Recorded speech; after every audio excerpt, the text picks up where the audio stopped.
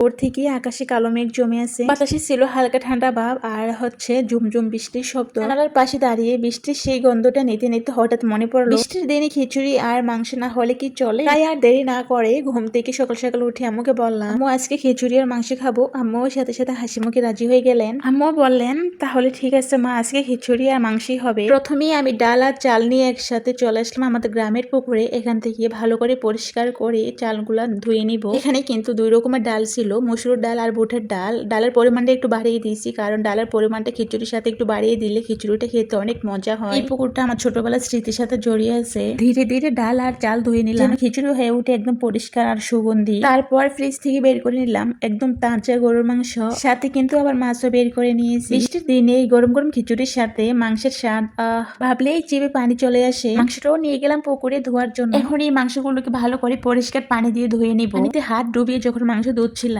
মনে হচ্ছিল গ্রামের পানির স্বাদই আলাদা। তো আমি মাংসগুলোকে হাতে কসলিয়ে ধুইতে রয়েছিলাম। এখন দেখি মাংস চারিদিকে চিটে বিটে গেছে। কি আর করবো, এক হাতে হচ্ছে আমার ফোন আর এক হাতে হচ্ছে মাংসটাকে ভালো করে আমি এখন ধুতেও পারছি না, একটু হাত থেকে চালনটা ছুটলেই মাংসটা ডুবে যায়।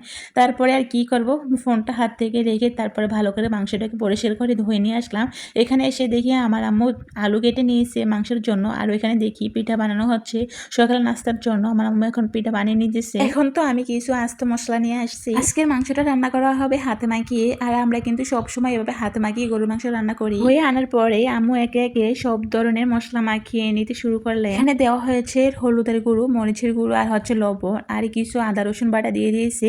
এখন আবার কিছু তেজপাতা দিয়ে তারপরে দিয়ে দিল পরিমাণ মতো পেঁয়াজ। এখানে তো আবার দিয়ে দিল কিছু গরম মশলা বাটা, এটা কিন্তু ব্লেন্ডার করা ছিল ফ্রিজে, তো ফ্রিজ থেকে কিছু মশলা দিয়ে দিয়েছে। আমরা কিন্তু পরে রান্না প্রায় অর্ধেক শেষ হওয়ার পরে আমরা গরম মশলা দিই। এখন কিন্তু আমার আম্মু অল্প একটু দিয়েছে, কারণ আবার পরে মশলা দিবে। আর এটা ছিল গরুর মাংসের তেল, আর আগে যখন আমরা গরুর মাংস রান্না করছে আমার আম্মু, তখন অনেক তেল ছিল, তো ওইখান থেকে কিছু তেল উঠিয়ে রাখছিল। রাখার পর এখন আবার এইখানে কিছু তেল দিয়ে দিল, আর বাকিটা রেখে দিয়েছে, ওইটা আবার পরে দিবে। আম্মু বলতেছে আগে হাতে মাখিয়ে নেই মাংসগুলো, তারপর বাকি তেলটা দিব। এখন আবার মনে পড়ে গেল ওই যে ধনিয়া গুঁড়া দেওয়া হয় নাই, তো এখন আবার ধনিয়ার গুঁড়ার প্যাকেটটা নিয়ে আসছি ঘর থেকে।